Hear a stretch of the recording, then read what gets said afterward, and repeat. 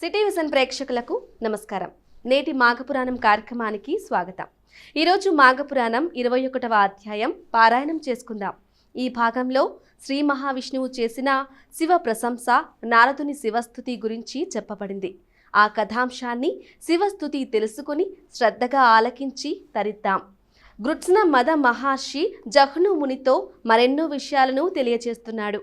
ఒకానొక సమయంలో విష్ణువు శివుని చూచి ఇట్లనెను: శంకరా, నీవు నాతో సమానుడవు, మన ఇద్దరికిని భేదము లేదు. నా వలనే సర్వపూజ్యుడవు, సర్వవ్యాపకుడవు, సర్వోత్తముడవు, సర్వవ్యాపివి, సర్వాత్మకుడవు సుమా అని ఇట్లు శివుని ఈ విధంగా స్తుతించెను.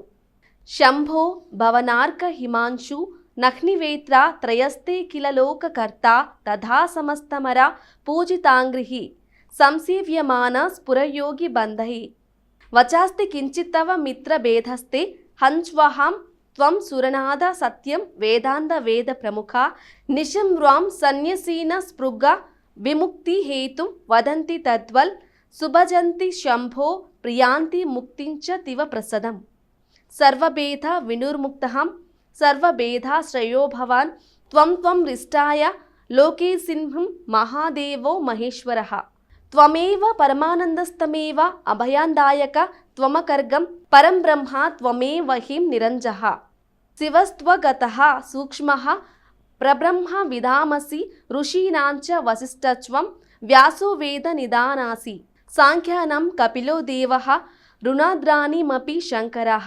ఆదిత్యానాం ఉపేంద్రస్త్వం వసూనాంచాహి పోవకహం వేదానాం సామవేదస్త్వం సావిత్రి ఛందాసమాపి ఆదిత్య విద్యా విద్యానాం గతీనాం పరమాగతిః మయా త్వం సర్వశక్తీనాం కాలకలాయాతమాపి ఓంకార సర్వగుహ్యానాం వర్ణనాచ విజోత్యమం ఆశ్రమానాంచ గార్హస్థం ఈశ్వరానాం మహేశ్వరః పుంసాత్వమే కుపురుషః సర్వభూత హృది స్థితిః సర్వోపనిషదాం చేవ గుహ్యోపనిషదుచ్యతే కల్పానాంచ మహాకల్ప యుగానం కృతమేవ చ ఆదిత్యాః సర్వమారాయణం వాంఛాదేవి సరస్వతి వ్రం లక్ష్మీర్చారూపరూపాణం విష్ణుర్మాయ వినామసి సూక్తానం పురుషాం సూక్త బ్రహ్మసి బ్రహ్మవేదీనాం సావిత్రీ చాసి జిహ్వారాం యజూషాం యతుర్విదాః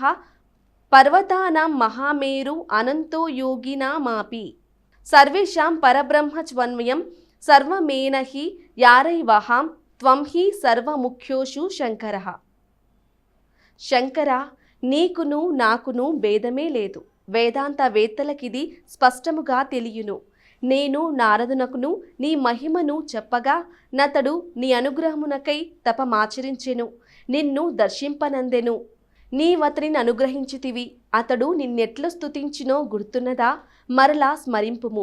కూపంతనాశేష కథాభిగుప్తుం అగోచరం నిర్మలమేకరూపం అనాది మాధ్యాంత మనంతమాత్యం నమామి దేవం తమనా పరస్మాత్ రాందేక పంస్యతి జగృతి సూతిం వేదాంత సునిశ్చితాంతం ఆనందమాత్రం ప్రణాపినాదానంచతే రూపం శరణం ప్రపద్యే ఆశేష భూతాంతర సన్నివిష్టం ప్రభావతే యోని వియోగ హేతుం తేజోమయం జన్మ వినాశనం హీనం ప్రాణాభిధానం ప్రణతోస్మి రూపం ఆద్యాత్యహీనం జగదాత్మభూతం విభిన్నం సంస్థం ప్రకృతే పరస్మాత్ కూటస్థమవ్యక్త వపు సదైవ నమామి రూపం పురుషాభిధానం సర్వాశ్రయం సర్వజగద్విధానం సర్వతనం సర్వతమ ప్రవిష్టం సూక్ష్మ విచిత్రం త్రిగుణం ప్రసన్నం నతోస్మిలే రూపములుస్తభేదం ఆద్యం మహత్వే పురుషార్థరూపం ప్రకృత వ్యస్తం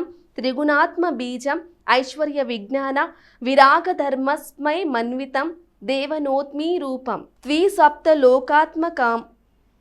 ద్విసప్తలోకాత్మకమంబు సంస్థం విచిత్రభేదం పురుషైకదాధం అనంతభూతై ఆదివాసితం తేవతో స్మృహం తజ్జగదంద సంస్థం అశేష దేవతాత్మమేకమాత్యం స్వతేజ సారూపీత లోకభేదం త్రికాలహేతుం పరమార్చరూపం నమామ్యహం త్వాం రవి మండలస్థం శాస్త్రమూర్త నమనంత శక్తిం సహస్రబాహుం పురుషం పురాణం శయనమంతత్సలేతదైవ నారాయణాఖ్యం ప్రణతోస్మి నిత్యం దంశ్రాకరాలం త్రిదశాదినంద్యం యుగాంతకాలవల కాలరూపం అశేష రూపాండ వినాశహేతుం నమామి రూపం తవకాల సజ్ఞం ఫణాసహస్రేణ వీరాజమానం భోగీంద్ర ముఖ్యైరభి పూజ్యమానం జనార్ద ప్రీతి మహత్కార్యం త్వాం సతోస్మి రూపం తవ శేష సజ్ఞం అన్యాహతై సర్వమయుగ్మనేత్రం బ్రహ్మమృతానంద రవగ్నమేకం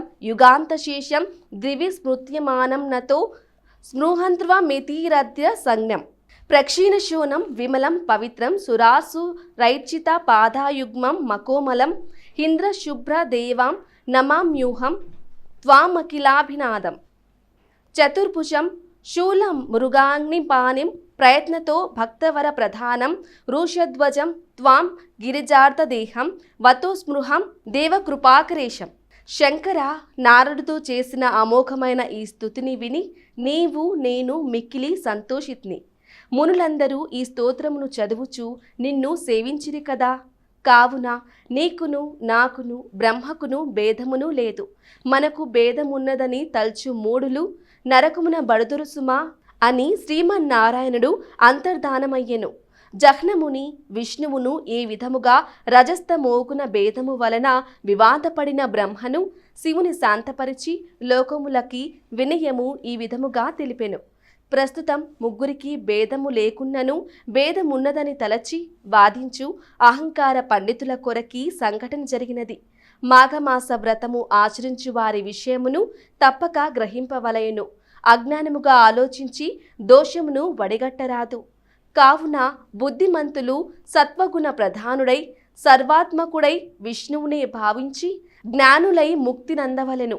ఈ వృత్తాంతమంతయు మాఘపురాణం 21వ భాగంలో చెప్పబడింది. రేపటి భాగంలో మరో అధ్యాయంలోని విశేషాలను తెలుసుకొని తరిద్దాం. నమస్కారం.